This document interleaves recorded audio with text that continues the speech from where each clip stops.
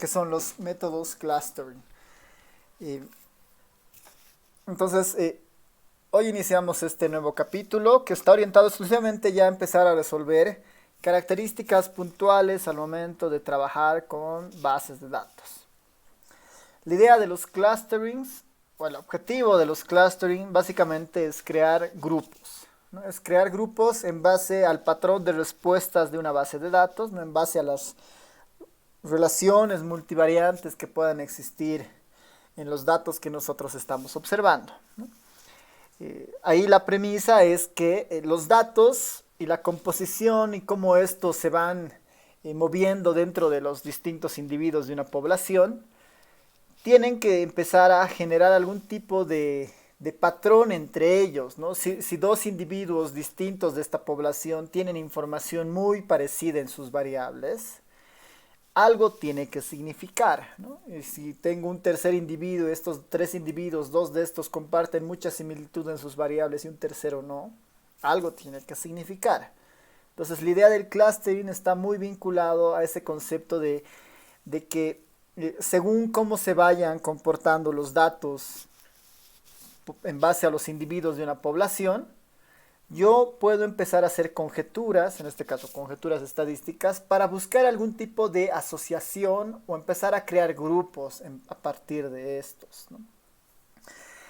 Es importante mencionar esta idea que está acá, que el método de clustering, estos métodos de clustering, dentro de la idea del Machine Learning o dentro de la idea de la minería de datos, son métodos previos, ¿no? Son métodos, son técnicas previas al análisis como tal o al descubrimiento de conocimiento en algunos casos, ¿no? Porque lo que nos van a dar como respuesta una vez que nosotros lo implementemos es una clasificación, o bueno, es una clasificación inicialmente, o es una organización de los datos en base a potenciales grupos. Eso nosotros lo podemos utilizar para después utilizar métodos de regresión, clasificación, o también los podemos utilizar como información en sí misma para entender a la población y tal vez describirla, ¿no? Entonces ahí hay diferentes alternativas. El concepto básico del clustering está vinculado a esto, ¿no? La similaridad entre las filas, ¿no? La similaridad entre las filas. Que varios individuos se parezcan entre ellos en base a sus variables observables tiene que significar algo, y eso es algo que explota el método del clustering, ¿no? La similaridad es definida como una función de distancia entre un par de filas, ¿no? Entonces ahí, como el objetivo central es cuánto se parecen ciertos objetos, es importante definir alguna estadística o alguna función que nos diga cuánto se parecen. En el concepto de los métodos clustering, esa idea se la va a aproximar con una especie de distancia, ¿no? Distancia entre un par de filas, ¿no? Distancia entre individuos en nuestra base de datos. Fíjense que lo que estamos variando ahora es un poco el enfoque a lo que teníamos en componentes principales. En componentes principales nos interesaba ver cómo una variable se puede relacionar con otra, ¿no? Cómo una variable se puede relacionar con otra. En correspondencia lo mismo, como una variable con sus categorías se puede relacionar con otra variable con sus propias categorías y cuán cercas están estas. En el caso del clustering cambiamos un poco el enfoque, ya no nos concentramos en las columnas, en las variables, sino nos concentramos en las filas. Y cuánto estas filas se pueden parecer, ¿no? En una base de datos las filas corresponden a los individuos, a las observaciones, a las personas, a los objetos, ¿no? A las diferentes unidades de investigación que nosotros podamos tener. Entonces, en esa idea nos interesa ahora tener una idea de cuán parecidas son, y para ser cuán parecidas son, la idea del clustering incorpora un concepto de distancia, ¿no? Cuán cercas o cuán lejanas pueden estar estas. Ahora, en este punto, ¿no? Vale la pena distinguir entre los clusters, ¿no? Los clusters o esta idea de grupos que pueden tener un origen muy natural, ¿no? Distinguir la existencia de grupos naturales dentro de los datos, los grupos naturales nosotros lo podemos entender como clasificaciones naturales o clusterings naturales que existen en los datos, ¿no? La variable sexo, por ejemplo, establece un clustering natural, hombre-mujer, ¿no? Y hay una clasificación natural en una base de datos. Si estamos interesados en información nacional, eh, a qué departamento en particular pertenezcan los hogares, los individuos que estamos observando, ya incorporan una clasificación, un clustering natural, ¿no? Esos lo vamos a llamar clusterings naturales, digamos, ¿no? Son basados en una característica observable de los individuos. Nosotros podemos observar eso, sabemos que es de La Paz, sabemos que es de Oruro, sabemos que es de Potosí, sabemos que es hombre, sabemos que es mujer. Nosotros podemos observar ese grupo al cual pertenecen, ¿no? Esa es una de las características. Estos grupos normalmente son características que nosotros podemos observar, básicamente. Los clustering que nosotros queremos abordar ahora son estos grupos que están definidos, pero que no son visiblemente tan claros, ¿no? Y por eso necesitamos incorporar alguna teoría detrás de eso para decir, bueno, de la cantidad de datos y en base a las variables que tengo, puedo crear estos 5 grupos que se empiezan a comportar de manera muy similar dentro de ellos, ¿no? Entonces, los clustering finalmente va a crear una nueva variable que definen una especie de grupos que son de alguna manera no eran tan obvios, digamos, ¿no? Que sino a partir de las distancias uno empieza a generar estos grupos, digamos, ¿no? Que tenían tal vez una definición más implícita que explícita. Esa es un poco la idea de los clustering, ¿no? Entonces, ya para entrar a ello, ¿no? Y como nuestro objetivo es tener una idea de la distancia entre las filas, es sumamente necesario empezar a discutir lo que son las medidas de disimilaridad. Ya empezar a definir una idea de cómo nos vamos a aproximar nosotros al concepto de distancia entre las filas.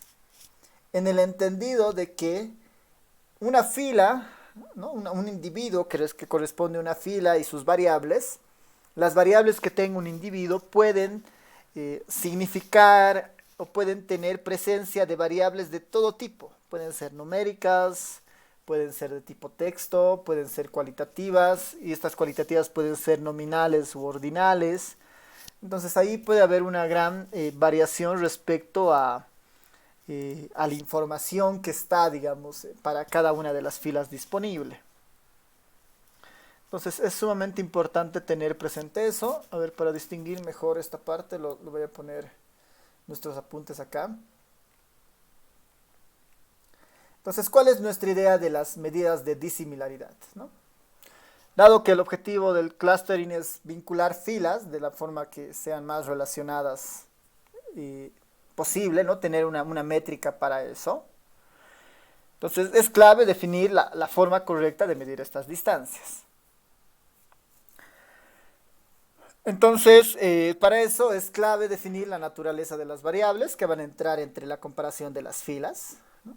Y podemos empezar a tener una notación básica, ¿no? Imaginemos que tenemos dos individuos, ¿no? La fila X, el individuo X, y la fila Y, el individuo Y, dentro de una base de datos. Tengo al individuo X, también tengo al individuo X y tengo el individuo Y. Cada uno de estos X, ¿no? Cada uno de estos, individuos, cada una de estas filas X y Y, vamos a imaginarnos que tienen P variables, ¿no? Hay P variables en cada una de estas. En el fondo, X es un vector de tamaño P y Y es otro vector de tamaño P, donde cada una de esas variables que contiene estas son similares, digamos, ¿no? Observamos las mismas variables para estos individuos y el objetivo justamente es tener una idea de cuán cercanas pueden ser estas, ¿no? Cuán cercanas puedan ser estas. Como el objetivo es ver cuán vinculado está un individuo con otro individuo, tenemos que trabajar con estos vectores básicamente de información de cada uno de los individuos. Hay varias medidas que uno puede empezar a construir para medir esta idea de distancia, ¿no? Hay varias medidas. Si todas las variables fueran numéricas, ¿no? Si todas las variables fueran numéricas, una opción es la distancia euclidiana. ¿no? Que esto seguramente ya lo han debido ver en alguna otra materia, pero la idea de la distancia euclidiana en este caso es como una especie de... Es muy útil, por ejemplo, para conocer el tamaño de un vector, por ejemplo, ¿no? La definición de la distancia euclidiana es bastante sencilla, ¿no? Es bastante sencilla, es para cada una de las variables dentro de estos dos individuos, ¿no? Para cada una de las variables dentro de estos dos individuos, se calcula la distancia, ¿no? Se calcula una distancia al cuadrado, ¿no? Esta x, y, esto lo vamos a entender como una distancia entre x y y. Esa distancia la elevamos al cuadrado para ver, o sea, un poco para castigar a las distancias más largas y no tanto a las distancias más pequeñas. La sumatoria de estas distancias al cuadrado, la raíz de todo eso, a esto se le llama la distancia euclidiana, ¿no? La distancia euclidiana. Para nosotros esta relación lo vamos a marcar como la distancia de x a y, ¿no? La distancia de x a y. Que por propiedades de distancia, justamente estas, ¿no? La distancia de x a y es lo mismo que la distancia de y a x, ¿no? Tiene esta idea de simetría a ambos lados. Y la distancia euclidiana se usa principalmente cuando tenemos variables numéricas, ¿no? Cuando todos los objetos dentro de x y cuando todos los objetos dentro de y son numéricos. Es una distancia bastante sencilla, incluso bastante sencilla de programar si no quisiera hacerlo en el R, ¿no? Las x y las y son los valores que va tomando este vector x y en sus distintas posiciones, ¿no? Para las observaciones x y y en general. Tenemos esta otra distancia que es la distancia de Manhattan, ¿no? La distancia de Manhattan, que igual es para variables numéricas, ¿no? La distancia de Manhattan. Normalmente cuando se utiliza la de Manhattan respecto a la de la euclidiana, la recomendación que está en los textos es cuando la cantidad de variables es muy grande, ¿no? Cuando P es grande, entonces se recomienda utilizar una distancia de tipo Manhattan, ¿no? ¿Cuál es mejor, ¿no? Eso depende de la composición de los datos. Y es algo que nosotros vamos a ir viendo también en la materia porque no existe como una regla, no existe una regla necesariamente para decir, ¿no? La distancia de euclidiana es mejor en este método y ahí, ¿no? Normalmente hay algoritmos o se implementan algoritmos con el objetivo de que nos diga, digamos, ¿no? ¿Cuál es la cantidad de grupos óptimos bajo qué distancia, ¿no? Entonces, hay esa característica tenemos que tenerla siempre presente, ¿no? No es que para cualquier método de clustering utilizamos la euclidiana, ¿no? O la Manhattan, ¿no? La idea es encontrar cuál de esas es mejor en base a algún criterio estadístico, ¿no? Ese es un poco el objetivo que vamos a ir viendo más adelante. La generalización de estas dos, ¿no? La generalización de estas dos, de la euclidiana o la de Manhattan, es la distancia de Minkowski. La distancia de Minkowski que tiene esta relación es la sumatoria del valor absoluto entre x y y elevado a la d, todo esto elevado a la 1 sobre d, ¿no? Esta es una generalización, ¿no? La distancia de Minkowski es una generalización. Para distintos valores de d uno puede tener diferentes formas, por ejemplo, ¿no? Cuando d vale 1, tenemos Manhattan. Cuando d vale 2, tenemos la distancia euclidiana, ¿no? Entonces, ahí uno puede ir mirando la distancia de Minkowski para los casos numéricos, es como la fórmula global, digamos, para esto, ¿no? Nosotros podríamos programar estas distancias fácilmente en el R, ¿no? Finalmente son dos vectores, ¿no? A ver, para darles una idea, yo puedo acá...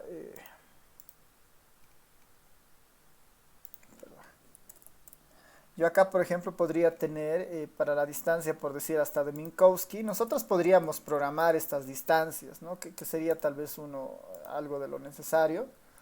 Pero lo bueno es que en el R ya hay muchas funciones que hacen esto, ¿no? Pero si no hubieran, por ejemplo, esto sería muy fácil, ¿no? Imagínense que tenemos un vector X con 10 variables, con 10 valores. Tenemos un vector Y con 10 valores.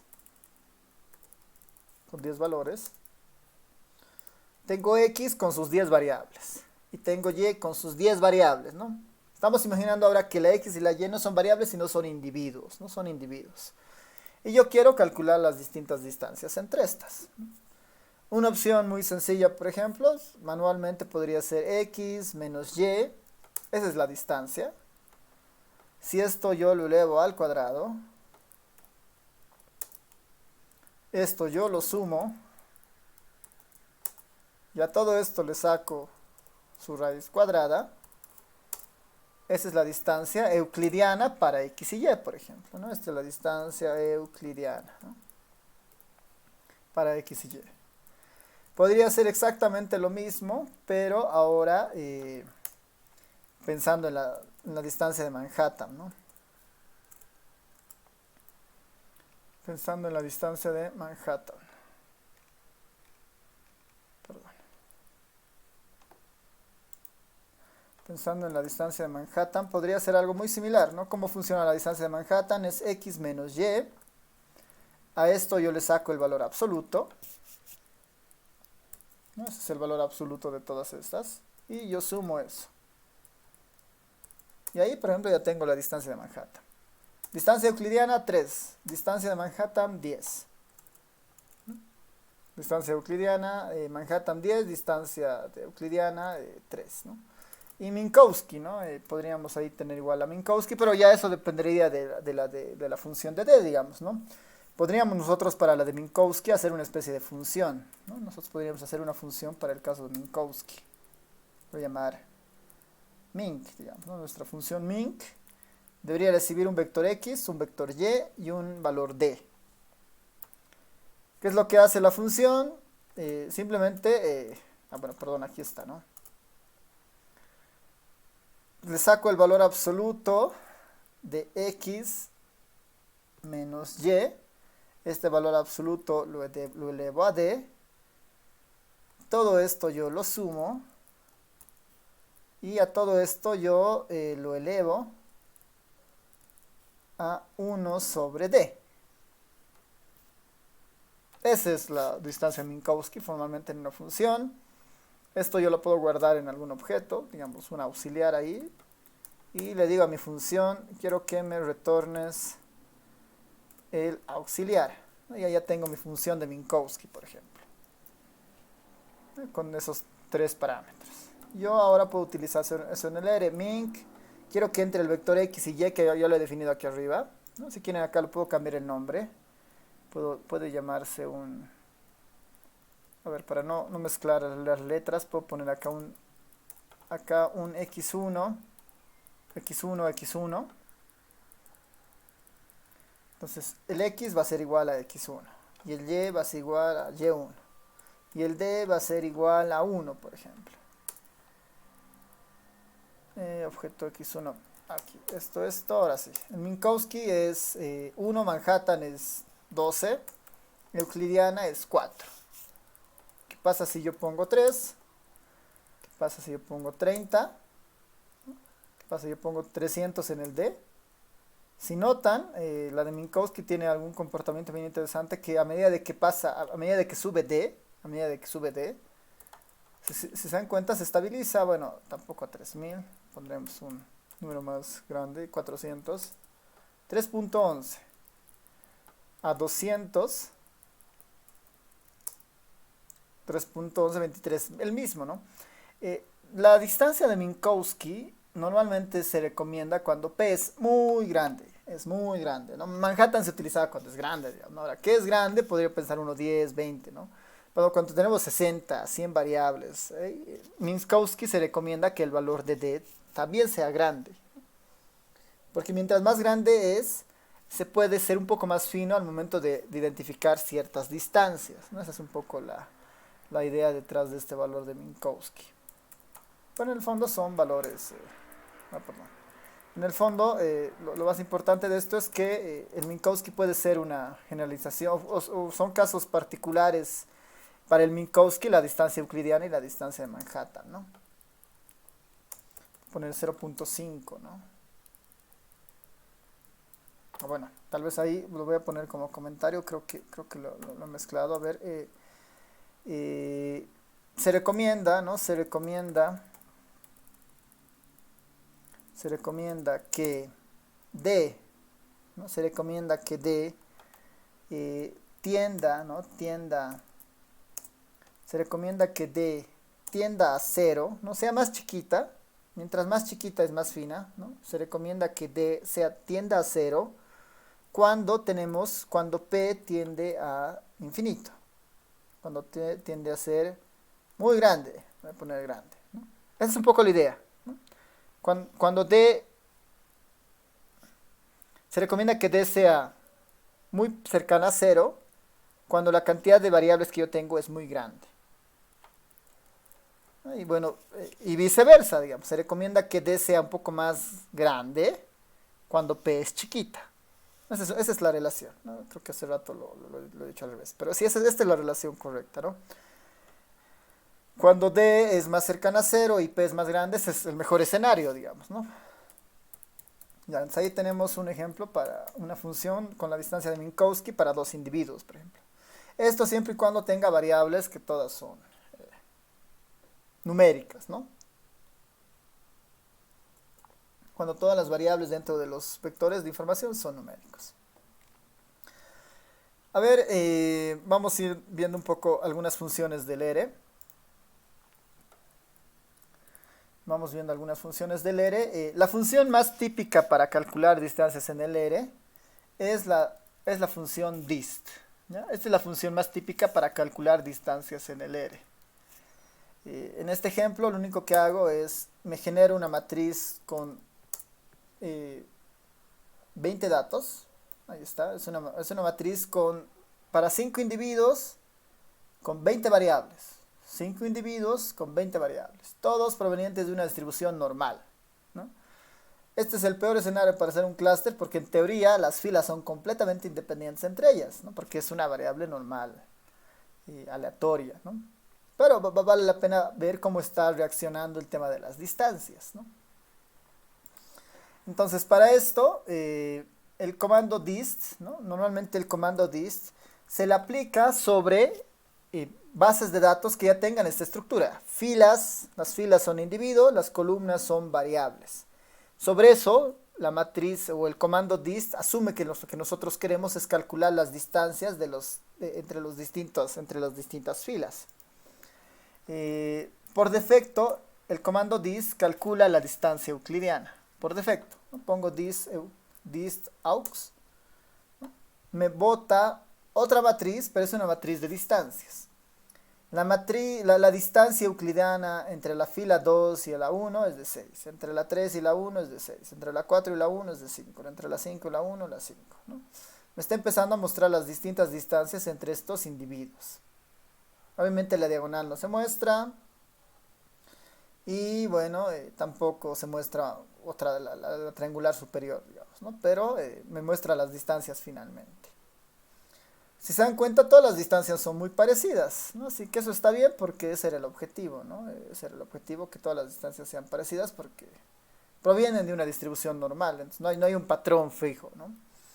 El comando dist tiene la opción de pedirles otras distancias, ¿no? Entre sus métodos de cálculo. Si ustedes ven acá, los métodos disponibles está Euclidiana, Manhattan, Canberra, para variables binarios, la opción de Minkowski, ¿no? Si se define Minkowski, está la opción de definir el valor de D, que para esta librería en particular el valor de D, en realidad, en vez de D, utiliza la letra P, ¿no? Utiliza la letra P. Entonces podemos utilizar la distancia en la matriz auxiliar, método de Manhattan, ¿no? Que normalmente es más grande porque P es más, porque el D es más pequeño, digamos, ¿no? Ahí está Manhattan. Y podríamos utilizar también la distancia de Minkowski, como está acá, la distancia de Minkowski para P igual a 3, por decir, ¿no? Para P igual a 3. Si nosotros, como son 20 variables, tal vez podemos utilizar un P más pequeño. Para un P más pequeño, las diferencias son más notorias, por ejemplo, ¿no? Por eso es que la idea es que mientras más grandes variables existan, es mejor que el valor de P sea más cercano a 0, ¿no? Porque mientras más grande sea, en realidad se van a empezar a estabilizar en un punto, ¿no? Yo puedo poner acá 20, puedo poner 200, ¿no? Ya no va a haber mucha diferencia, ¿no? Entonces esta sería la forma de calcular esas tres distancias que son exclusivamente para numéricas, ¿no? Utilizando un comando del ERE.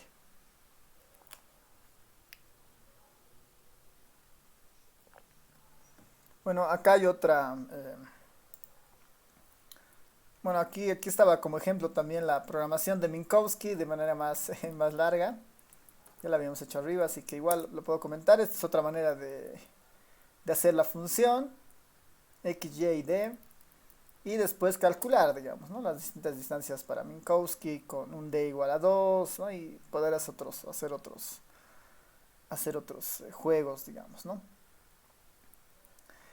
Eh, Podríamos tratar de hacer la misma función de distancias que hace el comando dist, por ejemplo, ¿no? ¿Qué hace el dist? Recorre toda la matriz y empieza a calcular cada uno de estos valores, ¿no? Eso es lo que hace la función dist. Nosotros podríamos programar eso para reproducir una matriz muy similar a esa, digamos, ¿no?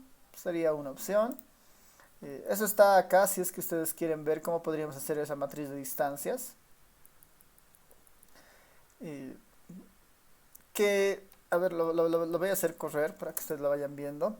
Es simplemente un ejercicio más de programación que otra cosa. Vamos a comparar la matriz de distancia nuestra, que sería esta, versus la distancia del ERE, digamos, ¿no? Para dos mismos vectores, para d igual a 2, ¿no?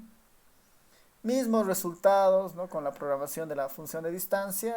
Tal vez esto de los NAS está de más, pero es un tema simplemente de la definición de los objetos. Pero en particular se obtiene el mismo resultado, ¿no? Se obtiene el mismo resultado. Tal vez habría que ver la eficacia de ambas funciones en presencia de matrices muy grandes, ¿no? Y ahí lo que interesa es el tiempo de ejecución, ¿no? ¿Cuál lo hace en un menor tiempo?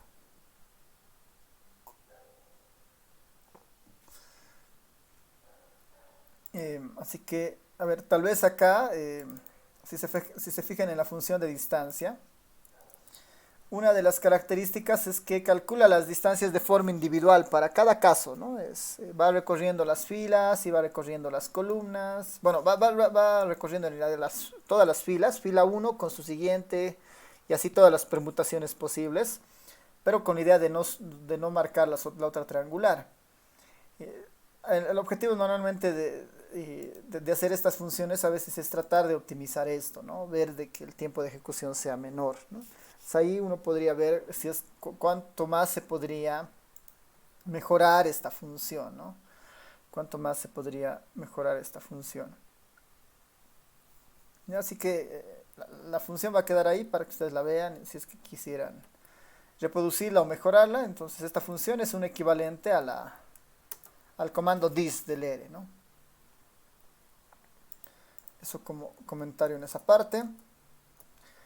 Siguiendo con nuestro avance en esta idea de las medidas de disimilaridad, hay que ver qué pasa cuando nosotros tenemos variables cualitativas, variables exclusivamente cualitativas.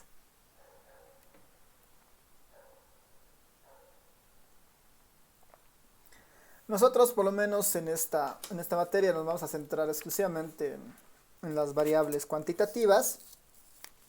Pero les voy a dejar aquí algunas pautas para las variables cualitativas y para los datos mixtos, ¿no?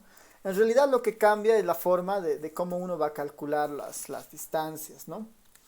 En el caso de las variables cualitativas, es muy distinto cuando nosotros tenemos variables cualitativas nominales u ordinales, porque las variables cualitativas ordinales ya nos dan una idea de orden y ese orden deberíamos nosotros reflejarlo en el cálculo de las distancias.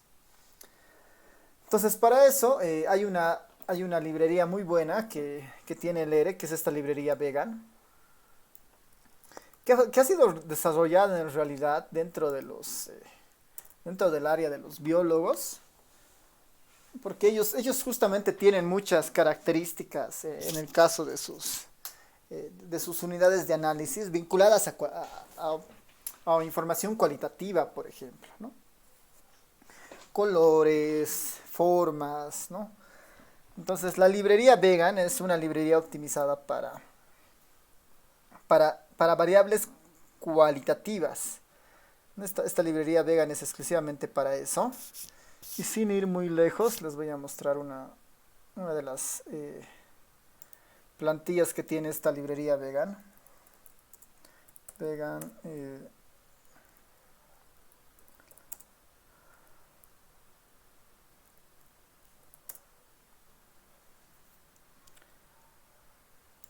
veremos qué tal acá.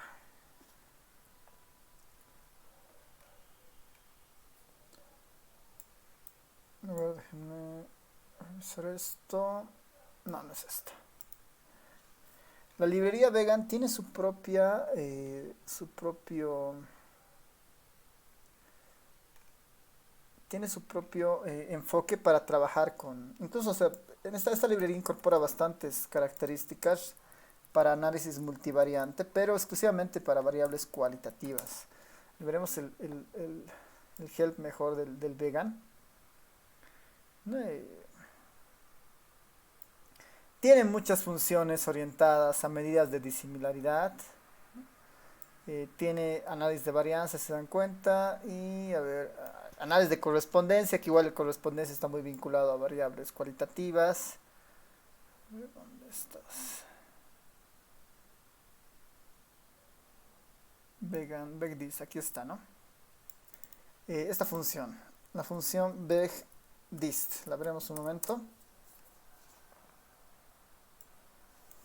Son justamente medidas de disimilaridad, ¿no? Medidas de disimilaridad eh, para variables cualitativas, pero igual tiene el componente otro, digamos, ¿no? Acá van a ver eh, un listado mayor de las distancias que normalmente tiene, por ejemplo, el comando dis del ERE, ¿no? Igual está Manhattan, euclidiana, pero están apareciendo estas otras, ¿no?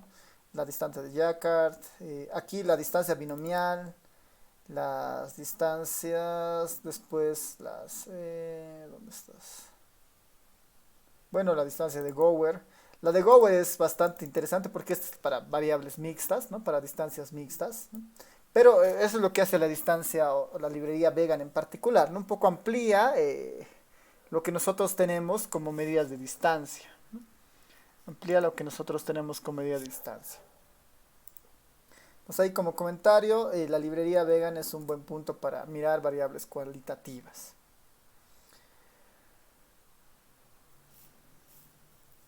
Ya, lo segundo es para cuando los datos son mixtos, ¿no? Para cuando los datos son mixtos, igual es un problema a veces, ¿no? Es un problema cómo definir estas distancias cuando los datos son mixtos.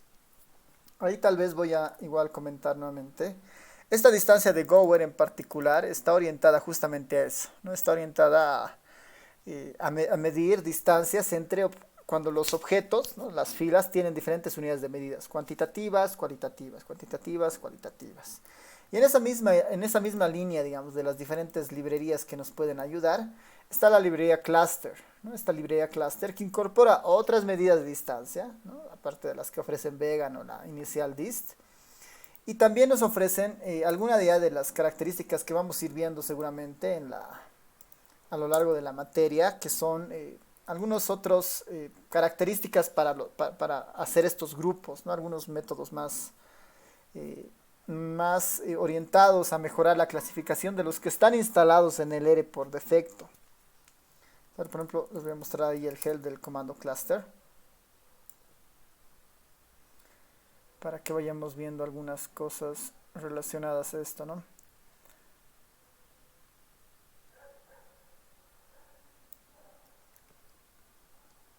Aquí está, por ejemplo, ¿no? Este comando cluster, por ejemplo, igual nos permite trabajar con distancias, con tener una aproximación a esto, pero lo más interesante de esta librería en particular son comandos como este, por ejemplo, ¿no? Como el comando de silueta, ¿no? Este es el coeficiente o el índice de silueta. Es una de las mejores medidas que uno tiene para determinar la cantidad óptima de grupos que se van a crear, ¿no? Y una ventaja de esta librería cluster es que incorpora, por ejemplo, este comando de siluetas. Así que para las distancias, ya sean cualitativas o sean mixtas, hay harta bibliografía respecto a eso, pero nuevamente hay que un poco eh, mirar lo que ofrece leer en estos casos, digamos, ¿no? La librería vegan es una de esas alternativas y la otra es esta librería cluster que justamente igual tiene algunos de estos casos. Ya, a ver, para retomar esto del vegan, a ver si me dan un poco de tiempo,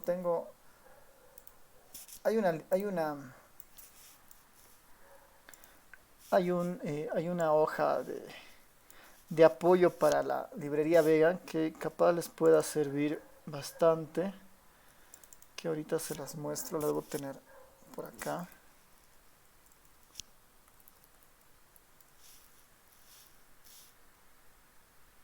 Aquí está.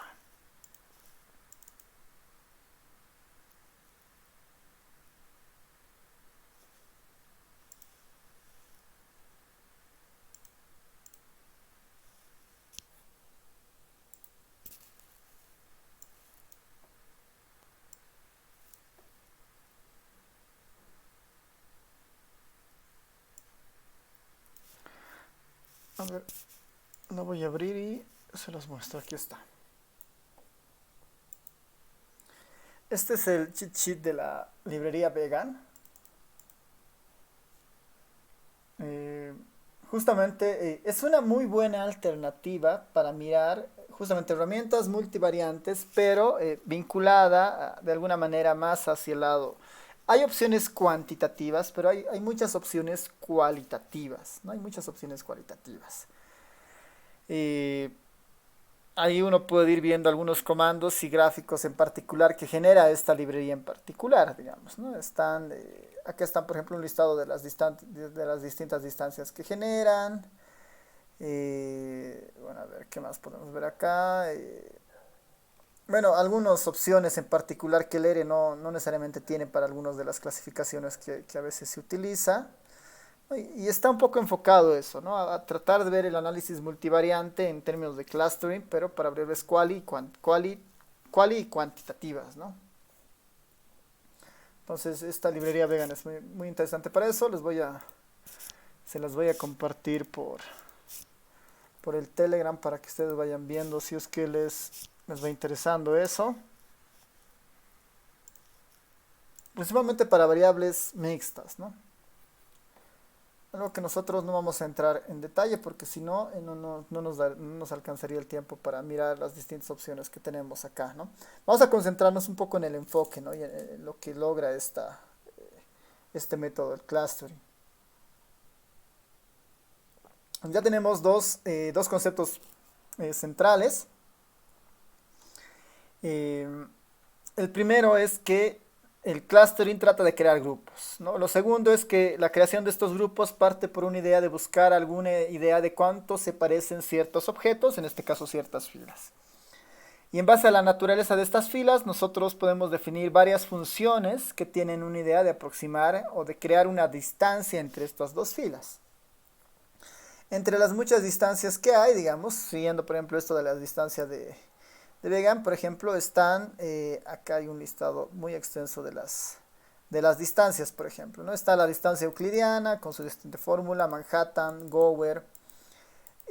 Ahora, cada una de estas incluso tiene sus alternativas para casos binarios, para casos cualitativos, cuantitativos, ¿no? Pero finalmente son distancias planteadas para calcular, no sé, o evaluar cuán lejanas o cercanas están la información. No son necesariamente las únicas, hay otras distancias más, pero no hay una regla, si quieren, respecto a qué distancia utilizar y en qué momento. No existe una regla en particular. Lo que sí existen son herramientas en la estadística para tratar de encontrar cuál de estas distancias puede ser mejor, cuántos grupos son mejores, según la base de datos que nosotros tengamos a mano. ¿Ya? Ahora, esa idea de crear grupos ahora, eh, tiene que pasar por algún proceso de clasificación, ¿no? Hay diferentes maneras de crear grupos, por ejemplo, ¿no? Uno podría crear grupos de diferentes formas. Entonces, en esa idea de crear los grupos en base a estas distancias de individuos, aparecen los distintos métodos de clasificación, perdón, los distintos métodos de clustering. Eh, Ahí, por ejemplo, vamos a identificar estos cuatro métodos, ¿no? Para crear clusterings. Los primeros métodos son los métodos de partición, o también llamados los métodos de K-center, ¿no? Los métodos K-center. Una característica de los métodos de K-center es que la persona o el investigador o el estadístico en este caso es quien define el valor de K, ¿no? Una de las características principales y que tal vez lo diferencia de los otros métodos es que para el método de partición o para el método K-center, el usuario es el que define la cantidad de grupos que va a crear. La cantidad de grupos que va a crear lo define el usuario, ¿no? Yo quiero crear 3 grupos, quiero crear 4 grupos. Esa es un poco la idea, entonces uno define el valor de K. Por eso, esta idea del denominativo de K. Y lo segundo, ¿no? Este concepto de center, ¿no? Y la idea de los métodos K-center es que trata de crear grupos, ¿no? Trata de crear grupos de tal manera que el centro de estos grupos, ¿no? El centro de estos grupos tengan la distancia óptima, digamos, la mayor distancia posible entre los distintos grupos que uno pueda crear. Ahora, cuando yo me refiero al centro de estos grupos, hay muchas alternativas ahí, ¿no? Porque el centro de estos grupos podríamos definirlo como el vector de medias de los grupos. Esa es una opción, ¿no? En esa idea, por ejemplo, puedo crear, por decir, 5 grupos, donde el objetivo del método, digamos, del K-center va a ser que estos 5 grupos en términos de sus vectores de medias sean lo más lejano posible entre ellos, ¿no? Entre todos ellos, entre los 5 grupos que se crean, ¿no? Las distancias sean las más largas entre ellos. Cuando en ese objetivo nuestro punto de referencia es la media, el método se llama K-medias, ¿no? El método K-center por detrás, digamos, la particularización es el K-medias. Cuando nosotros definimos que el centro está orientado a la mediana, por ejemplo, ¿no? A la mediana, al vector de mediana de ese grupo, entonces el método se llama K-medianas, ¿no? El método de K-medianas. Entonces ahí hay dos, K-medias y el K-mediana. Obviamente, si recuerdan las clases de descriptiva, el método el promedio siempre tiene problemas relacionados a valores atípicos y el de la mediana relativamente es bueno, pero es un estadístico de orden que capaz a veces tiene sus problemas, pero igual, o sea, los dos son funcionales. Hay otro tipo de centro que es mucho más robusto que estos dos, ¿no? Hay otro tipo de centro que es mucho más robusto. Entonces, a ver, para introducir este tercero, recordaremos un poco lo que hacen estos dos primeros, ¿no? Si nosotros estuviéramos interesados en los distintos grupos, el vector de medias de cada uno de esos grupos, las medias para cada caso, por decir, se van a calcular como la suma de las observaciones mediante la cantidad de observación, ¿no? Normalmente el valor que sale en la media es un representante de un determinado grupo, pero ese valor no necesariamente está en el grupo. No necesariamente está en el grupo, porque es un consolidado a partir de todos. No está en el grupo. Mientras, la mediana, ¿no? La mediana es una idea de orden y el punto central es el que define el valor, digamos, de la mediana. La mediana igual, en algunos casos, puede estar dentro de los grupos, puede estar dentro de los números, pero no siempre eso ocurre, ¿no? Para darles una idea, por ejemplo, ¿no? Si yo pongo números del 1 al 10, ¿no? Números del 1 al 10, ese es un vector de números, por ejemplo. Si yo le saco la media a este vector del 1 al 10, la media es 5.5. El 5.5 no está presente acá, pero esta es la media, pero no está acá, no está en el conjunto de datos. Si yo le saco la mediana a este conjunto de datos, la mediana es igual a 5.5. ¿No? Está en el valor central, justo entre el 5 y el 6, la suma de 2 dividido entre 2 igual. La mediana tampoco está en este grupo, ¿no? La mediana tampoco está en este grupo. Entonces, esas características no son tan deseables, ¿no? No son tan deseables en algunos casos, y lo que algunos autores sugieren es que el centro que uno vaya a definir, debería ser parte del grupo, digamos, ¿no? Debería ser parte del grupo. Entonces, por ejemplo, ¿no? En este caso, uno podría decir, bueno, ¿qué tal si el 5 es el 5 es un representante de este grupo, por decir, ¿no? ¿Cuál es la característica o la ventaja del 5? Que el 5 es parte del grupo que está acá, ¿no? Es parte del grupo que está acá. ¿Cómo hemos elegido al 5? Esa es una gran pregunta, ¿no? Pero el objetivo es que el representante o el centro que salga de este vector esté en el vector, ¿no? O esté en este grupo. En un caso de una base de datos en particular, ¿no? En el caso de la base de datos en particular, cuando nosotros vemos, a ver, voy a mostrar una base de datos que está normalmente cargada en el R, o si no es esta, ¿no? La base de datos Iris, que es típica para esto. Digamos que esta fuera nuestra base de datos, ¿no? Digamos que esta fuera nuestra base de datos con los distintos observaciones que tenemos. E imaginemos que solamente vemos los 4 primeros casos, ¿no? Las 4 primeras variables, digamos, ¿no? Tengo 4 variables para un total de 150 individuos, ¿no? 150 individuos. Esta es una base de datos normal. Si yo quisiera sacar la distancia en esta base de datos, quisiera ver la distancia de la fila 1 con respecto a todas y para empezar ahí tener nuestra matriz de distancia, digamos, ¿no? Eso es lo que habíamos dicho en algún caso, ¿no? Acá, por ejemplo, podría ponerle distancia de la base de datos Iris, de las primeras 4 columnas, Iris, ¿no? Y ahí está nuestra matriz de distancias que sale y todo lo demás, ¿no? Nuestra matriz de distancias para esta base de datos Iris. Ya, digamos, ¿no? ¿Qué es lo que plantea el método de K-Center? ¿No? ¿Qué es lo que plantea el método de K-Center? Dice, nosotros deberíamos crear grupos dentro de estos 150 observaciones, de tal manera que estos grupos, en términos de centros, sean lo más lejanas posibles, ¿no? Sean lo más lejanas posibles. ¿Qué tal si ahí, por ejemplo, yo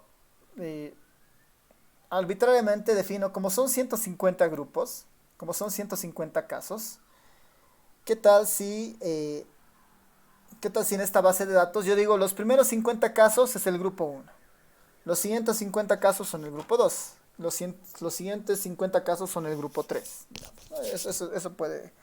Eso podría hacerlo de alguna forma. Entonces podría decir, bueno, evaluaremos en este caso las distancias que se generan de los distintos grupos. Para el primer grupo, ¿no? Para el primer grupo que he dicho que son los 50 primeros casos, que son los primeros 50 casos, vamos a calcular sus medias. Perdón, esta es con, ¿no? Para los primeros 50 casos, esa es su media, ¿no? Ese es su vector de medias para los 50 primeros casos. Para los siguientes 50 casos, ¿no? Del 51 al 100, ese es su vector de medias. Y para los siguientes casos, ¿no? Desde el 101 hasta el 150, ese es su vector de medias, ¿no? Este es un vector de medias en el caso de los métodos K-Center, ¿no? Si yo planteo por decir 3 grupos, estos grupos arbitrariamente son los primeros 50 casos, ¿no? Después los siguientes 50, los siguientes 50, esto es lo que se llama un vector de medias. La idea del método K-Center es crear los grupos de tal manera que estos vectores de medias sean lo más diferentes entre ellos, ¿no? Que estos valores estén muy lejanos de estos valores y estos a su vez de estos otros valores, ¿no? Crear grupos muy separados, ¿no? Ese es el objetivo del método el K-Center, ¿no? Si yo defino, si mi mirada es a partir del vector de medias, el método se llama K-Medias. La particularidad de estas medias, ¿no? La particularidad de este vector de medias, por ejemplo, es que este valor 5006, 3428, 1462, no necesariamente está dentro de nuestra matriz de datos, ¿no?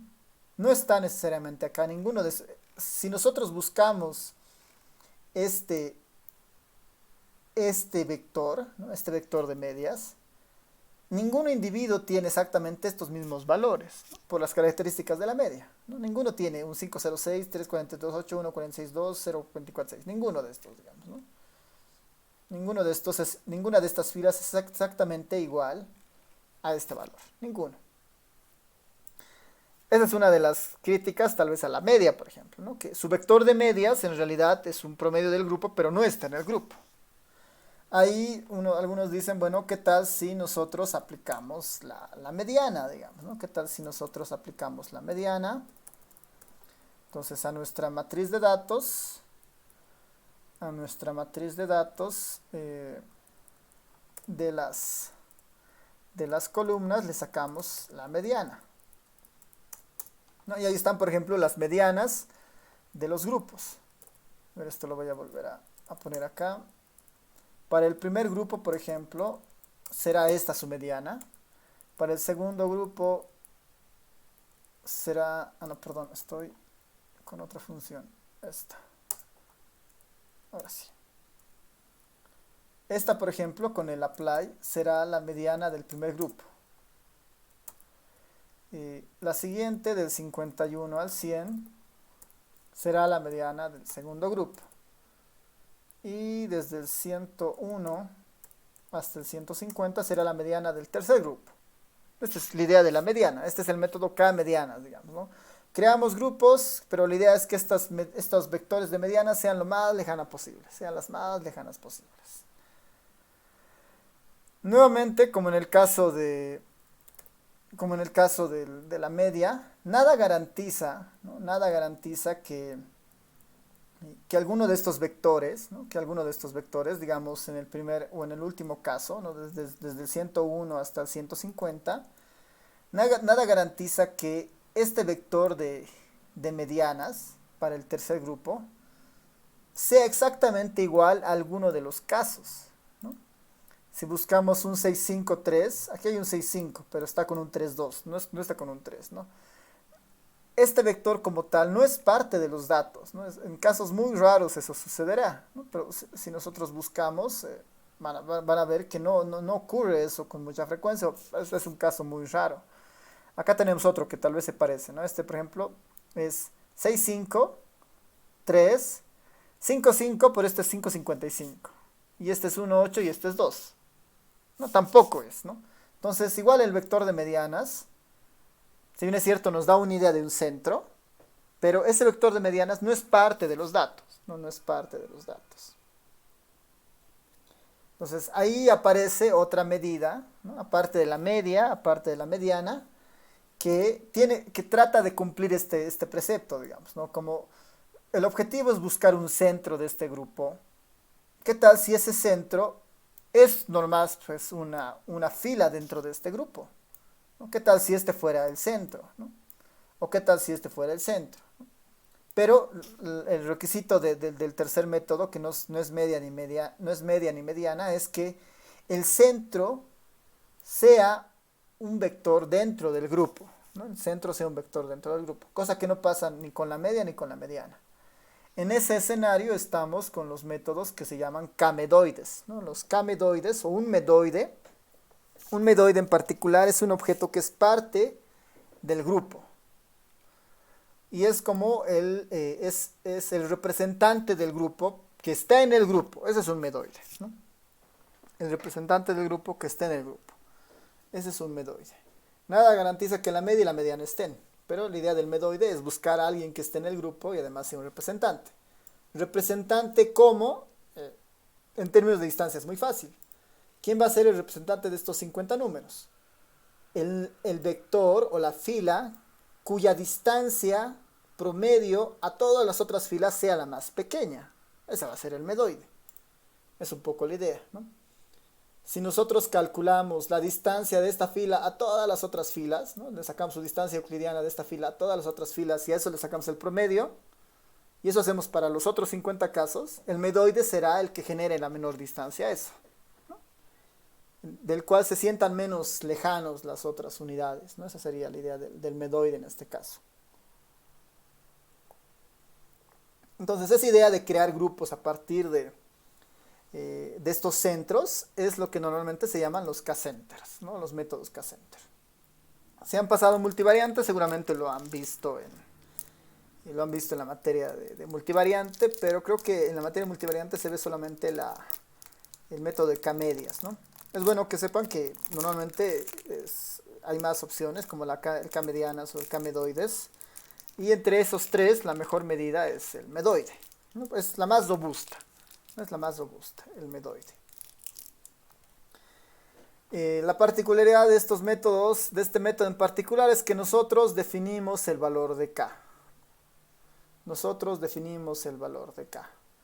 Normalmente a este método de K-center se lo denomina también como un método jerárquico, ¿no? Hay una clasificación que algunos libros utilizan donde hay los métodos de clustering jerárquicos y no jerárquicos, ¿no?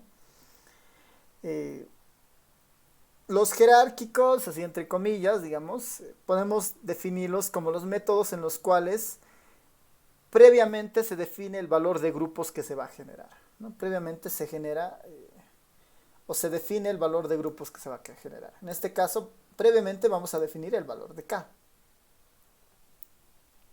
Es una particularidad de estos métodos K-center, que se define el valor de K. En realidad es lo único que lo define de los otros métodos que hay, ¿no?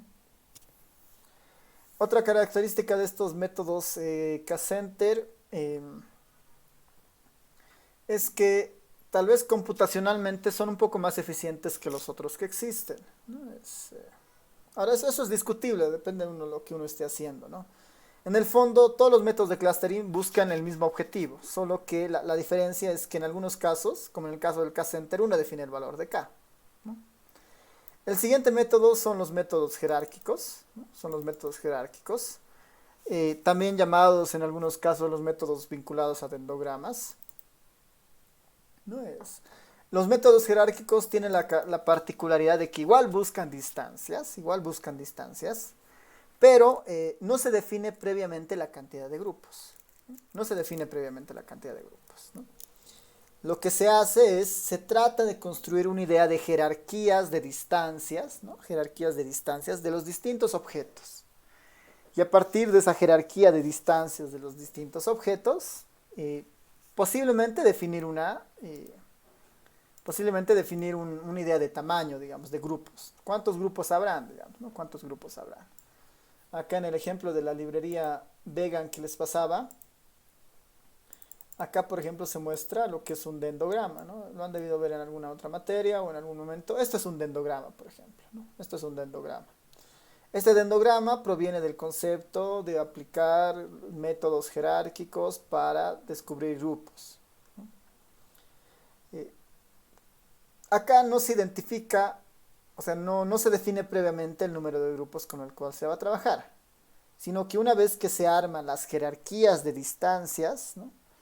El usuario, a partir de la visualización de esta, define la cantidad de grupos que se pueden vincular. Acá uno podría decir, este es un grupo, este de acá parece otro grupo, este parece otro grupo y este es otro grupo, ¿no? Puedo tener 4 grupos potenciales siguiendo este dendograma, digamos, ¿no? Podría ser una alternativa. Uno podría decir, bueno, no, en realidad son 2. Toda esta rama versus esta otra rama. No solamente hay 2 grupos. Entonces, eso depende de muchos factores, ¿no? Porque uno puede ir viendo las jerarquías o las aglomeraciones alrededor, digamos, de algunos valores. Y los métodos jerárquicos en realidad nos van a permitir o nos van a dar insumos para construir este dendograma. Y a partir de eso decidir el valor de K.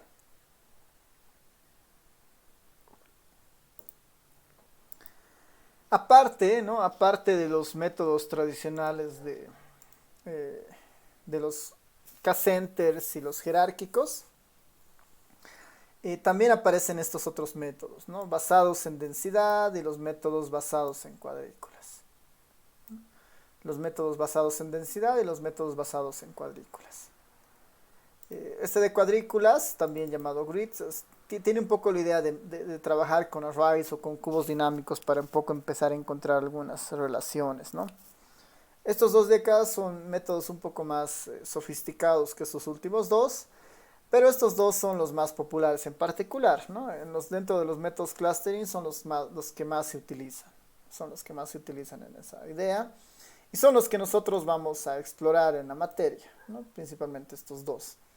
Enfocados en lo práctico, digamos, ¿no? Enfocados en ver un poco el algoritmo y ver, empezar a tomar decisiones en base a lo que va apareciendo, ¿no? Estos dos otros métodos, tal vez vale la pena que los vayan viendo si es que les interesa este tema de clasificación. Y incluso son potenciales temas de tesis, por ejemplo, hacer alguna vinculación de cuáles de estos métodos es más eficiente y en qué situación, por ejemplo, ¿no? En el fondo es hacer un algoritmo que vaya bien, usando los cuatro métodos y muestre, digamos, ¿no? Para bases de datos con cierto comportamiento de ciertas poblaciones, ¿no? Este obtiene mejores resultados en clasificación, digamos, ¿no? ¿A qué le estamos llamando mejores resultados? A que están maximizando la distancia entre los grupos, ¿no? Y minimizan la distancia dentro de los grupos. Ese es un mejor resultado. Los grupos tienen que ser muy diferentes entre ellos y estos grupos dentro de ellos tienen que parecerse mucho sus unidades, ¿no? Entonces queremos maximizar la distancia entre estos grupos y minimizar la distancia que existen dentro de los elementos de cada grupo.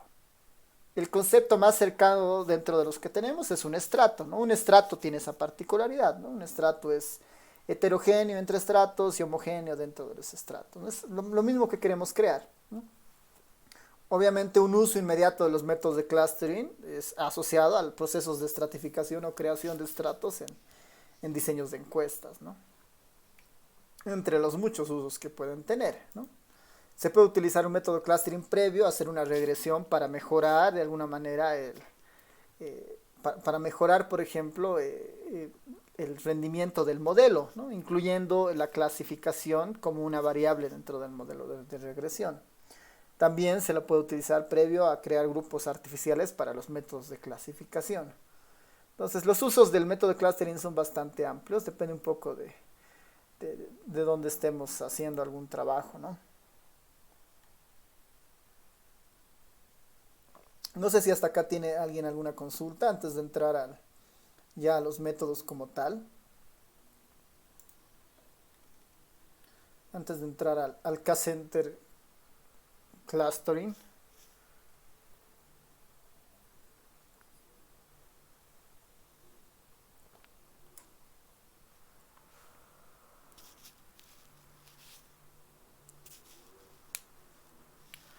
Ya, la Lucero, Lucero nos pregunta, ¿cuál es la utilidad del clustering, ¿no? El fin último es identificar grupos que no son visiblemente, o sea, es identificar grupos que no son visibles a simple vista, digamos, ¿no? Cuando tenemos una base de datos, una de las primeras preguntas que se nos debería venir es, bueno, ¿cómo se relacionan estas variables, por ejemplo? O ¿cómo se relacionan estos individuos, perdón, ¿no? Entonces ahí uno podría decir, bueno, estos individuos sé que se relacionan porque viven en el mismo departamento, digamos, ¿no? La Paz, escuchamos Santa Cruz, por decir, ¿no? Pero esa es una definición de un clúster natural, ¿no? Los departamentos, digamos, ¿no? Pero si yo tengo muchas variables que van variando dentro de los departamentos, la pregunta será, o sea, ¿será que o será que existen otros grupos que no se ven, pero que de alguna manera hace que las unidades dentro de estos grupos sean muy parecidas entre ellas, ¿no? ¿Será que eso existe? Entonces, a eso nos va a ayudar justamente los métodos de clustering, ¿no? A darnos una aproximación o a visualizar la existencia de grupos invisibles, digamos, ¿no? Asociaciones que no necesariamente estamos viendo. Y eso sirve para un montón de cosas, ¿no? Eso sirve para un montón de cosas, ¿no? No sé si a alguien, a ver, se les ocurre ahorita una utilidad inmediata de eso para las elecciones, por ejemplo, ¿no? ¿Cómo podríamos utilizar el método de clustering para las elecciones que vienen este domingo? ¿Cómo podríamos utilizar eso para mejorar de alguna manera el control o una estimación, una proyección en base a los resultados del domingo?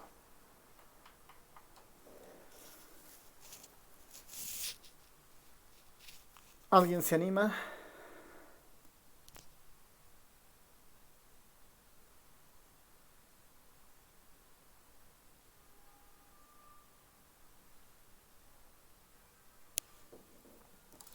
Vamos a ver, mientras vemos eso, voy a cargar acá una base de datos para plantearles ese problema, tal vez.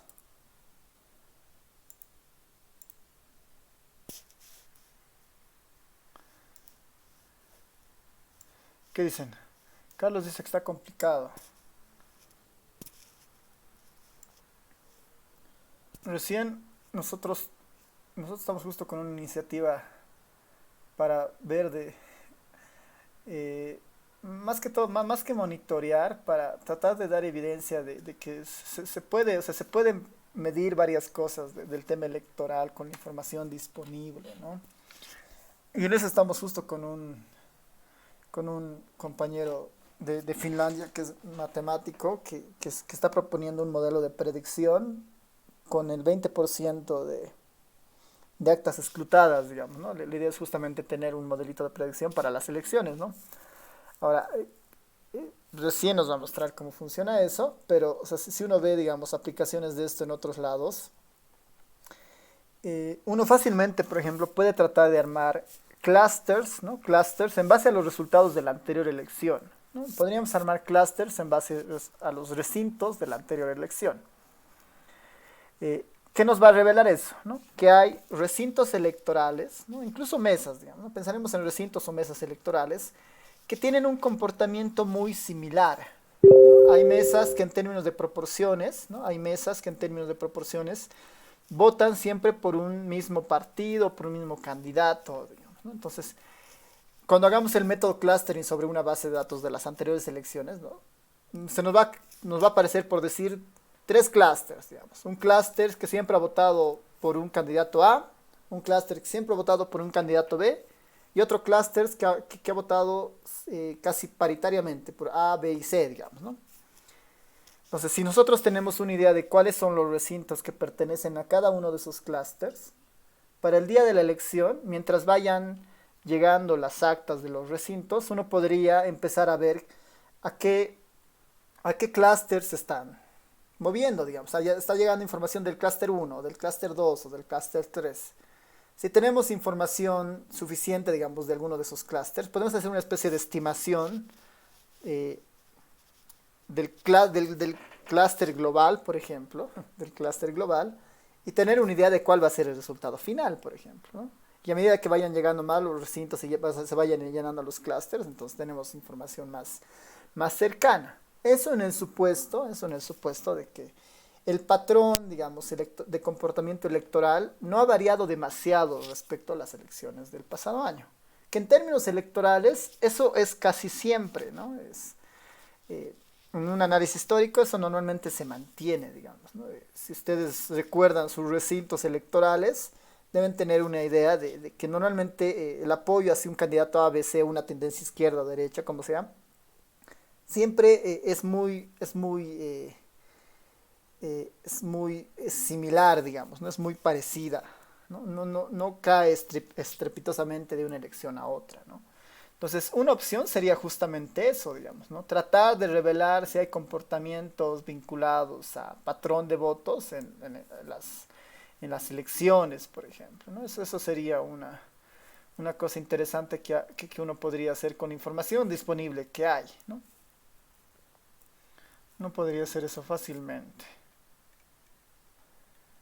Así que, a ver, voy a abrir la base de datos, voy a cargar la base de datos de la anterior elección para que tengamos eso a mano. Esa es una buena base para entender más o menos cómo funciona el clustering. Ahí está, ¿no? Esta es la base de datos, aunque creo que no está cargada completamente. Sobre esta base de datos podríamos tratar de armar algo hacia adelante, ¿no? Que esté cargada para ir mirando algunas cosas. Ya, entonces, no sé si hay preguntas antes de seguir de entrar al método K-Center como tal. O algún ejemplo igual que se les ocurra para empezar a clasificar. Hay varias tesis que se han hecho de ese estilo, ¿no? En la carrera con el clustering. Y, bueno, no sé si hay varias tesis, pero sí conozco al menos un par de tesis que utilizan el método clustering Algunos para clasificar y otros para clasificar previamente utilizar otro método de clasificación. O sea, perdón, hay tesis donde crean un grupo y a partir de ese grupo recién hacen una técnica de clasificación, por ejemplo, ¿no? Creo que hay un par de tesis que hacen eso en temas de negocios y de accidentes laborales, creo, en la carrera. Pero la utilidad de los clustering es muy, muy amplia, ¿no? Y lo que tienen que tener en mente es que los métodos clustering están orientados a crear grupos. Y estos grupos son diferentes entre ellos y parecidos dentro, ¿no? Hay heterogeneidad entre y homogeneidad dentro, ¿no? Esa es un poco la idea de estos grupos. ¿Qué tal? ¿Nadie? ¿Preguntas?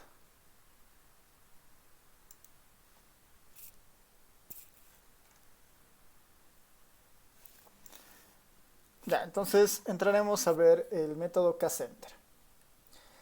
La forma en la que este método trabaja es bastante sencilla, ¿no? Es muy fácil. Su algoritmo son esos tres pasitos, ¿no? Para este método de K-Center. Una vez que tenemos identificadas las distancias, ¿no? Una vez que sabemos que tenemos dos objetos, X y tenemos sus distancias, o sabemos cómo calcular las distancias, por el momento estamos aceptando que esas filas son exclusivamente cuantitativas, ¿no? Estamos aceptando que son exclusivamente cuantitativas. Si fueran de otro estilo, lo único que cambia es la definición de la métrica para calcular esas distancias, ¿no? Así que este algoritmo funciona en cualquier escenario. Ya tengo un vector de puras, ya tenga un vector, digamos, de puras numéricas, mixtas o puras cualitativas, ¿no? Lo único que cambia es el cálculo de esa métrica, ¿ya? El algoritmo es bastante sencillo, ¿no? Primero tenemos que definir un valor de K, ¿no? Tenemos que definir un valor de K. Tal vez ese es el paso cero, digamos, definir el valor de K, ¿no? Algoritmo, paso 1, partición de las observaciones en K grupos, ¿no? Entonces, a ver, incluso voy a animarme aquí a poner un paso inicial, que creo que no está tan explícito acá. Voy a poner un paso cero, que es definición, ¿no? Definición del valor de K, ¿no? Es la definición del valor de K. ¿Cuántos grupos vamos a crear? Ese es nuestro paso inicial, nuestro paso cero, digamos, ¿no? ¿Cuántos grupos vamos a crear? Una vez que definimos cuántos grupos vamos a crear, ¿no? Una vez que definimos cuántos grupos vamos a crear, hacemos una partición de la base de datos en K grupos. Hacemos una partición en K grupos. Esta partición inicial es completamente arbitraria. Es completamente arbitraria, ¿no? Es como a ustedes se les ocurran, partimos los K grupos, ¿no? O creamos los K grupos. En una idea muy sencilla, ¿no? Sobre la matriz AUX que tenemos ahí metida, aunque es una matriz no tan buena, se los voy a ir poniendo aquí algo de información respecto a esta idea de la partición de las observaciones en K grupos. Por decir, ¿no? Voy a crearme otro vector AUX que sea un poquito más grande. Una normal con 100 valores. Una normal con 100 valores, eso lo voy a poner en una matriz. Y esta matriz va a ser de 20 por 5. Ya, digamos que esta es nuestra matriz de datos original, ¿no? Nuestra matriz de datos original. Y uno dice, bueno, yo no sé cómo se están comportando los datos acá, digamos. Veo la tabla y no veo relaciones tan evidentes y tan rápidamente, ¿no? Los métodos de clasificación nos dicen, bueno, deben haber algunos grupos ocultos acá que vale la pena tratar de armarlos. Paso cero, definir el valor de K. Entonces, digamos, como son 20, y tal vez por alguna necesidad, quiero que sean grupos, quiero armar 4 grupos en base a esta matriz, ¿no? Quiero armar 4 grupos en base a esta matriz. No, digamos que son 4. Ya he definido el valor de la matriz, 4. Segundo paso, bueno, el paso 0, ya he definido el valor de K, 4, digamos. Primer paso, partición de las observaciones en 4 grupos. Partición de las observaciones en 4 grupos. dice que crear 4 grupos dentro de estos 20, dentro de estas 20 observaciones. Ese criterio puede ser muy genérico, Yo podría hacer algo muy sencillo como esto. Puedo decirle, quiero que el vector 1, 2, 3, 4 se repita 5 veces. Ahí tengo este vector, por ejemplo. 1, 2, 3, 4, 1, 2, 3, 4, 1, 2, 3, 4, 1, 2, 3, 4. Y esto yo quiero pegarlo, digamos, quiero hacer un cbind, ¿no? Quiero pegarlo a la matriz auxiliar. Y esa va a ser mi nueva matriz de datos, digamos, ¿no? Esa va a ser mi nueva matriz de datos, mi auxiliar 1, por decir, ¿no? ¿Qué es lo que he hecho acá? Si les muestro el auxiliar 1. El auxiliar 1, ahora sí. Me he creado una columna, una sexta columna, con una identificación de los clusters, ¿no?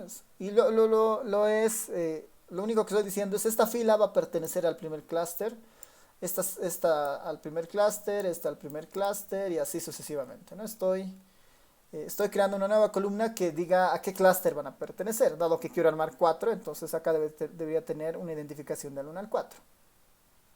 Lo único que estoy haciendo es eso, es particionar las observaciones en K grupos. Todos los unos hacen un grupo, todos los 2 hacen otro grupo, todos los 3 hacen otro grupo. Una característica de esto es que los grupos están balanceados, por ejemplo, ¿no? Si se dan cuenta, los grupos están balanceados. Una opción sería crearla de esta forma, por ejemplo, ¿no? Como voy a hacer secuencialmente 1, 2, 3, 4, 1, 2, 3, 4, 1, 2, 3, 4, 1, 2, 3, 4 hasta el final. Esta es una opción para crear los grupos. Otra opción que yo podría hacer, por ejemplo, sería por orden, digamos, ¿no? Por orden. Voy a ponerle repetir el 1 5 veces. Repetir el 2 5 veces. Repetir el 3 5 veces.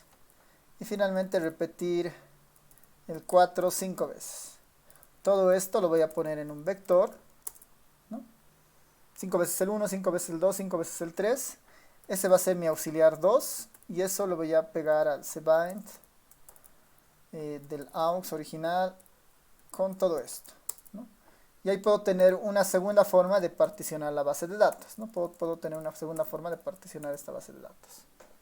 1, 1, 2, 2, 3, 3, 4, 4. Misma base de datos con distinta asignación de grupos, ¿no? El primer paso se está cumpliendo ahí, ¿no?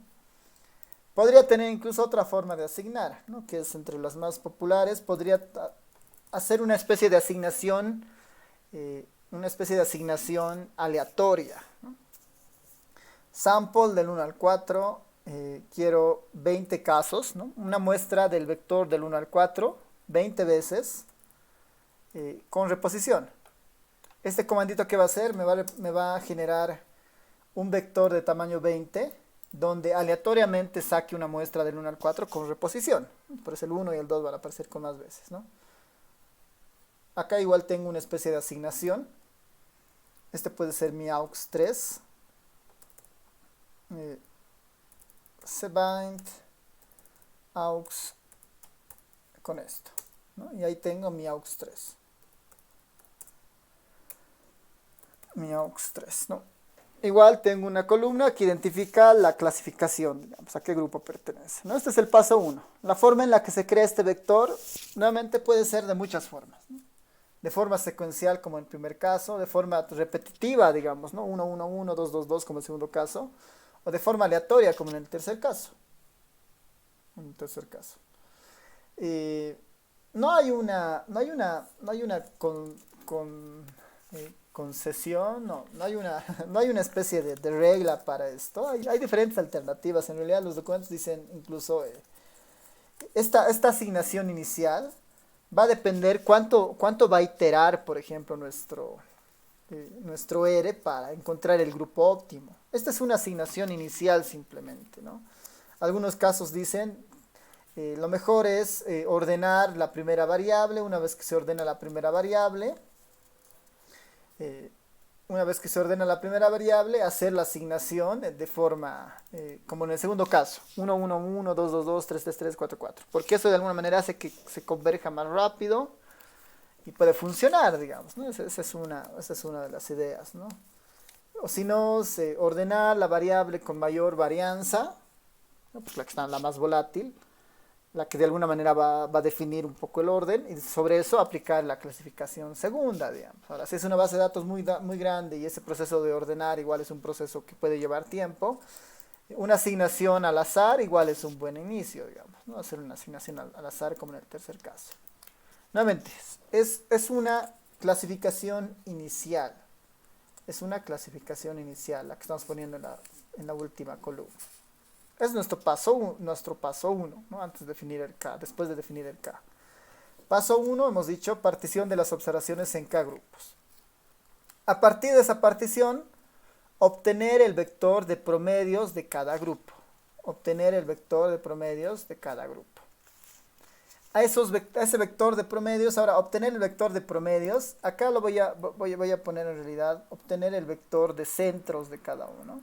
Obtener el vector de centros de cada grupo.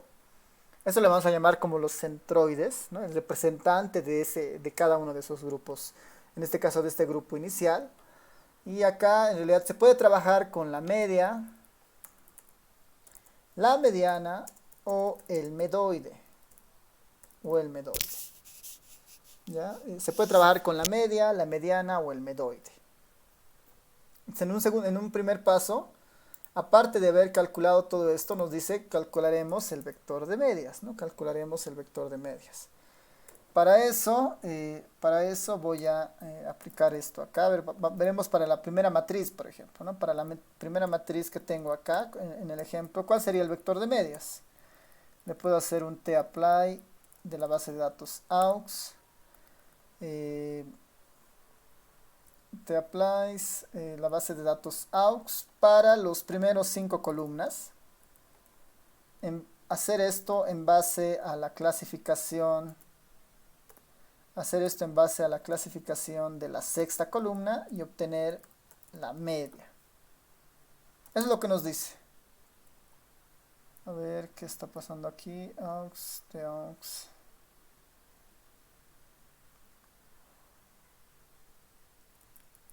Ya bueno, entonces probaremos con este call.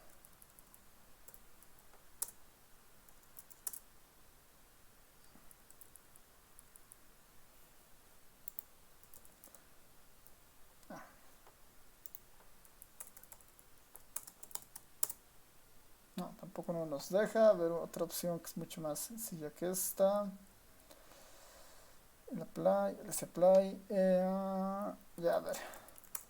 Podemos ir por otro lado. A ver, una opción muy sencilla sería la indexación, ¿no? La indexación. Estos son los 5 datos y le puedo decir acá aux 1 de la columna 6 igual a 1.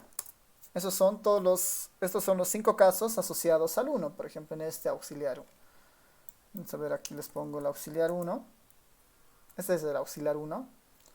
Y si yo le pongo auxiliar 1 con este proceso de indexación, estoy rescatando a todos los unos, ¿no? Estos son todos los unos. Estos son todos los unos. ¿Qué dice el paso 1? Una vez que tengamos identificado los clusters, le sacamos la media, ¿no? Calls means. Vector de medias del primer clúster. Vector de medias del segundo clúster.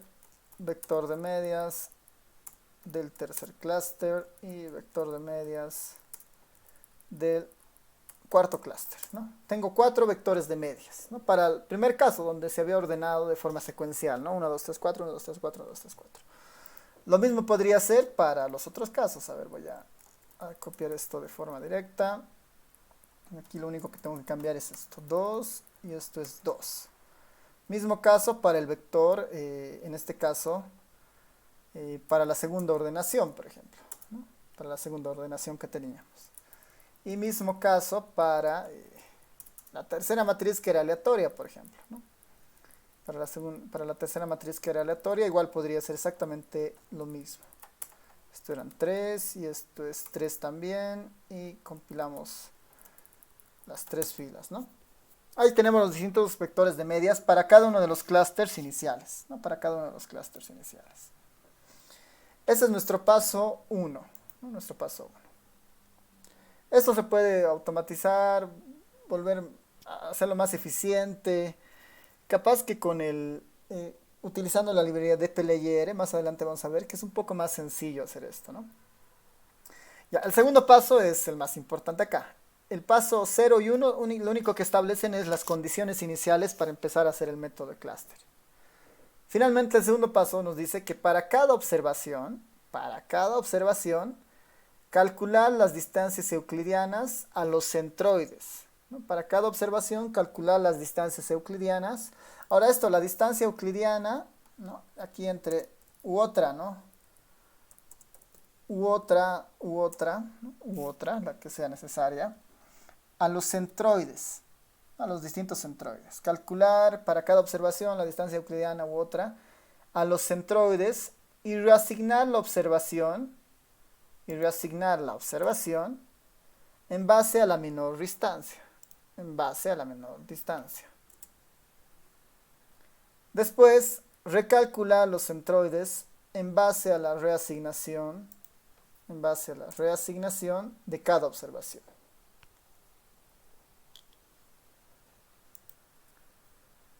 ¿Qué nos dice el segundo paso? Es bastante sencillo, ¿no? Voy a poner aquí el aux.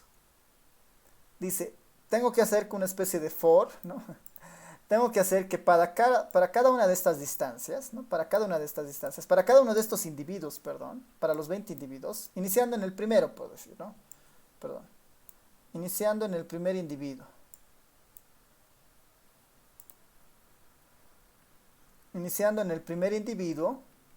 Sea cual sea la asignación que nosotros hemos hecho, digamos, ¿no? Imaginemos que fuera esta secuencial, ¿no? Estos son los 4 vectores de la media, los cuatro vectores de media para la asignación secuencial. ¿Qué es lo que dice el segundo paso del método K-Center? Vamos a empezar a calcular distancias. Esta primera fila, vamos a calcular la distancia de esta primera fila a estos 4 objetos. A este y a este.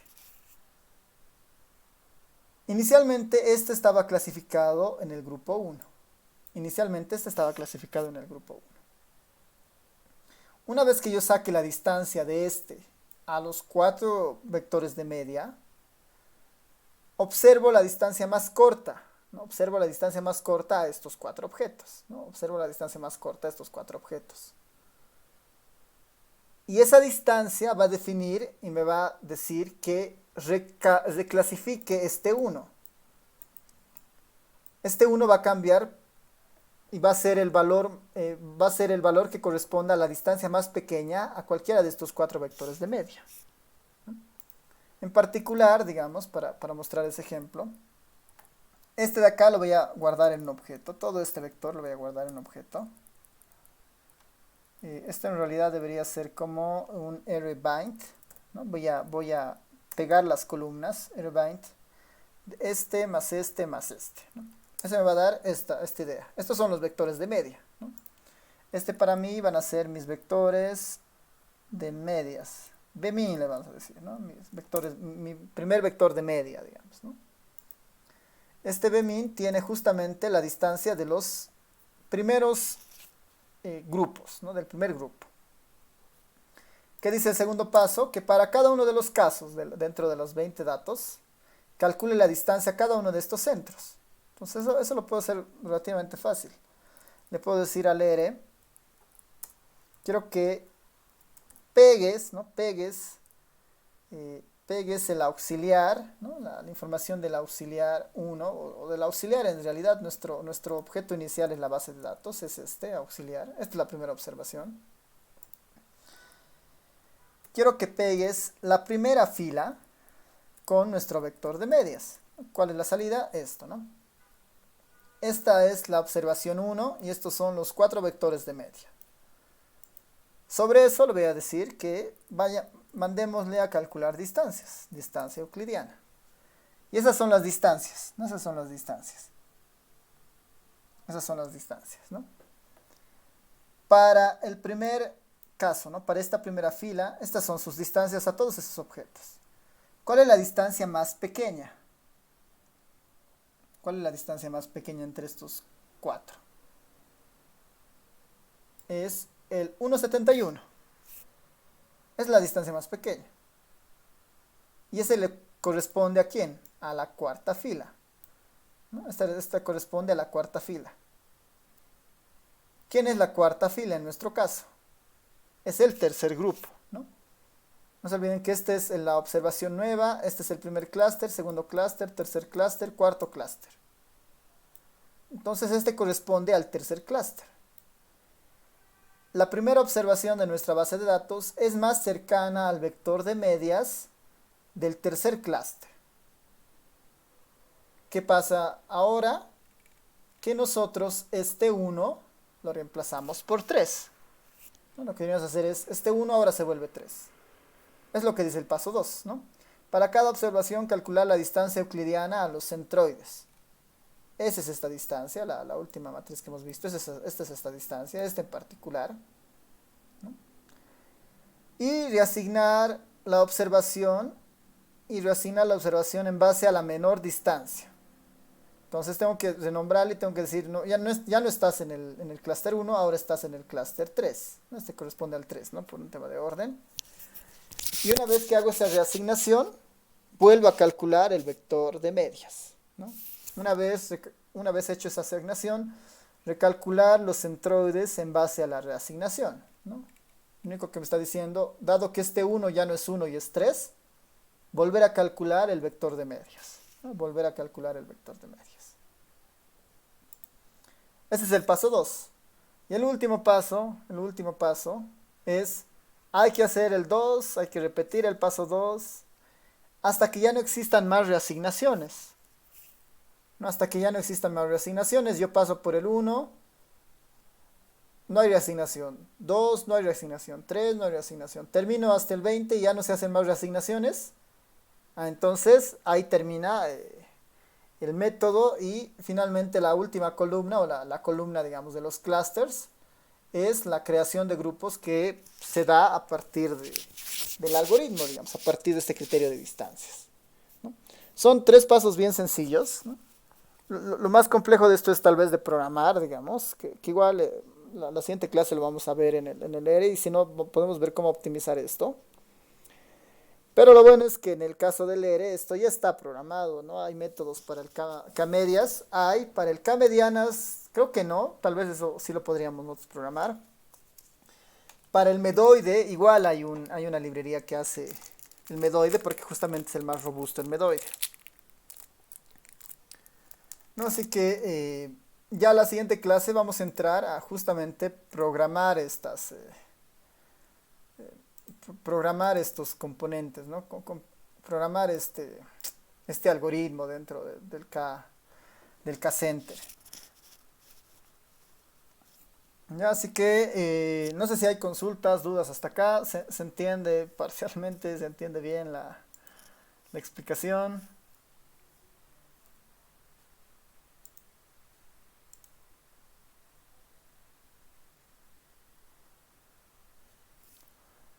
¿Qué dicen?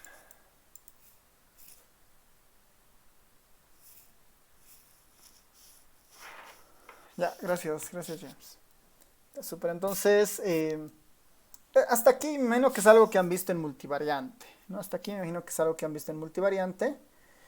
Tal vez el plus de esta parte respecto a lo que han visto en multivariante, o si no han visto todavía en multivariante, es cuando veamos y definamos, bueno, aquí estamos asumiendo tal vez la euclidiana y la media. Entonces hay que hacer variaciones para la mediana, para el medoide y para las distancias. Y después hay que decidir cuál es el mejor valor de K.